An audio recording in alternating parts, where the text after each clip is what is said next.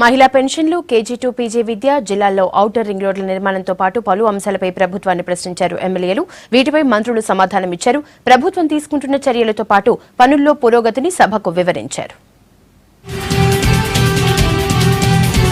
మహిళా వితంతు వృద్ధాప్య పెన్షన్లపై క్వశ్చన్ అవర్ లో అసెంబ్లీలో ప్రకటన చేశారు గ్రామీణాభివృద్ధి శాఖ మంత్రి జూపల్లి కృష్ణారావు. దీనిపై మహిళా సభ్యుల ప్రశ్నలకు సమాధానమిచ్చారు. ఒంటరి మహిళలకు ఏప్రిల్ నుంచి పెన్షన్లు అందిస్తామని చెప్పారు. ఎప్పటి నుంచి ఈ ఒంటరి మహిళలకి మీరు పెన్షన్ ఇవ్వబోతున్నారనేది మరి స్పష్టత ఇవ్వాలని చెప్పి మంత్రి గారిని కోరుతున్నాను అధ్యక్ష. ఏప్రిల్ నుంచే ఎఫెక్ట్ నుంచి ఇచ్చేటువంటి ఏర్పాటు చేస్తాం అధ్యక్ష. అది ప్రాసెస్లో ఉంది అధ్యక్ష.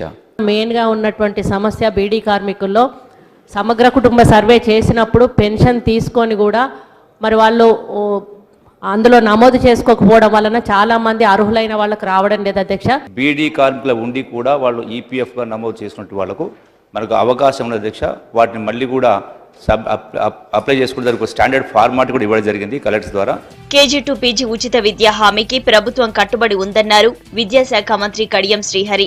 అయితే కేజీ2 పీజీ విద్య అమలు, వసతుల కల్పనపై క్లారిటీ ఇవ్వాలని పుట్టమధు, చిన్నారెడ్డితో పాటు పలువురు ఎమ్మెల్యేలు కోరారు. దీనిపై స్పందించిన విద్యాశాఖ మంత్రి కడియం శ్రీహరి 529 గురుకుల పాఠశాలలు ప్రారంభిస్తున్నట్టు చెప్పారు. అంటే మీరు చేసిన వాగ్దానం నిలబెట్టుకోనేటువంటి మాట చెప్పడం తప్ప మిమ్మల్ని తప్పు పడతలేండి నేను. మీరు ప్రైవేట్ పాఠశాలతో పోటీ పడుతూ గవర్నమెంట్ స్కూల్స్లలో కూడా కేజీని ఇంట్రొడ్యూస్ చేయమని తమ ద్వారా గౌరవ మంత్రులు నేను కోరుతాం. స్వాతంత్రం వచ్చిన నాటి నుండి నేటి వరకు జూన్ 2, 2014 వరకు ఈ రాష్ట్రంలో 298 గురుకుల పాఠశాలలు ఉంటే ఈ 2 సంవత్సరాలలో 529 గురుకుల పాఠశాలను ప్రారంభిస్తున్నామంటే పేద వర్గాల విద్య పట్ల ఈ ప్రభుత్వానికి ఎంత ఆసక్తి ఉందో దయచేసి అర్థం చేసుకోవాల్సిందిగా నేను ప్రత్యేకంగా కోరుతున్నా. జిల్లా కేంద్రాల్లో ఔటర్ రింగ్ రోడ్ల నిర్మాణం పనుల పురోగతిపై సర్కార్ను ప్రశ్నించారు ఎమ్మెల్యేలు. పనులు ఎప్పటిలోపు పూర్తవుతాయో చెప్పాలని కోరారు. దీనికి రోడ్లు భవనాల శాఖ మంత్రి తుమ్మల నాగేశ్వరరావు సమాధానమిచ్చారు.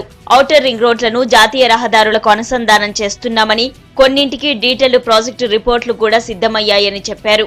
అప్పనేపల్లి నుంచి బోయపల్లి గేటు, టీడీగుట్ట, ఎర్రమన్నిగుట్ట, వీరన్నపేట నుంచి ఇంకొకటి వైపు ఔటర్ రింగ్ రోడ్ కలిసేది ఉంది అధ్యక్ష. ఇది మాస్టర్ ప్లాన్లో అప్రూవ్ అయిపోయింది, డైరెక్టర్ ఆఫ్ టౌన్ ప్లానింగ్లో అప్రూవ్ అయిపోయింది.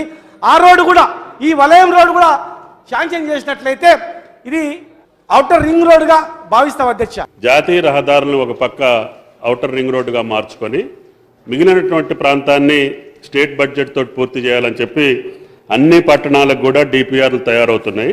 నియోజకవర్గాల్లో ఎమ్మెల్యేల క్యాంప్ ఆఫీసుల నిర్మాణంలో వాస్తు దోషం ఉందని ప్రచారం జరుగుతోందని, దీనిపై క్లారిటీ ఇవ్వాలని కోరారు టీఆర్ఎస్ ఎమ్మెల్యే కిషోర్. అయితే ఎలాంటి వాస్తు దోషం లేదని, అన్ని పరిశీలించాకే ప్లాన్ ఓకే చేశామని చెప్పారు మంత్రి తుమ్మల నాగేశ్వరరావు. వాస్తుకు సంబంధించిన కొన్ని దోషాలు ఉన్నాయనేటువంటిది కూడా ఫేస్బుక్లో బాగా చక్కర్లు కొడతా ఉంది ఒక న్యూస్. దాని మీద మీరేమన్నా ఇప్పటికే సమీక్ష నిర్వహించినటువంటి విషయాన్ని కూడా మీ ద్వారా అడుగుతా ఉన్నాం అధ్యక్ష. అన్ని పరిశీలించిన తర్వాతనే ఈ డిజైన్ ఏర్పాటు చేయడం జరిగింది. ధర్మారెడ్డి గారిది పూర్తయింది. అది కావాలంటే అందరికీ పంపిస్తాం. వాస్తు దోషాలు లేవు. ఎందుకంటే ముఖ్యమంత్రి గారు కూడా ఈ పరిశీలించే చేస్తారు కాబట్టి ఆయన అప్రూవ్ చేసిన డిజైన్ ఎవరికి ఏ ఇబ్బంది లేదు. గ్రామీణ ప్రాంతాల్లో కోతుల బెడద ఎక్కువగా ఉందన్నారు కొత్తగూడెం ఎమ్మెల్యే జలగం వెంకట్రావు. ప్రజలు తీవ్రంగా ఇబ్బందులు పడుతున్నారని, కోతులను అడవుల్లోకి పంపేందుకు తీసుకుంటున్న చర్యలేంటో చెప్పాలన్నారు. దీనిపై వివరణ ఇచ్చిన మంత్రి జోగురామన్న గ్రామాల్లో కొండంగలను తిప్పుతున్నామన్నారు. ఈ సందర్భంగా స్పీకర్ చేసిన కామెంట్స్ తో సభలో నవ్వులు పూశాయి. పంట నష్టం పెద్ద ఎత్తున మన రాష్ట్రంలో అవుతా ఉంది. ఈ కోతుల బెడద వల్ల నష్టపోతా ఉన్నాం చెప్పి గత సంవత్సరం మేము ఒక సెంటర్ని కూడా మంజూరు చేసినాం. అది టెండర్లు కూడా పిలిచినాం. ఎందుకంటే ఈ కోతులను మేము ఇప్పుడు అడవి పందులను చంపడానికి మేము ఆల్రెడీ లైసెన్స్ ఇవ్వడం జరిగింది. కానీ కోతులను చంపరాదు, మరి దాన్ని మనం ఒక హనుమంతుడు దేవుడు అని లెక్క భావిస్తాం కాబట్టి అది చేయలేకపోతాం. మా దగ్గర కొండెంగలను తీసుకొస్తే కోతులను కలిసి దాన్ని తరిగినాయి. తర్వాత బడ్జెట్ పద్ధతులపై చర్చ జరిగింది.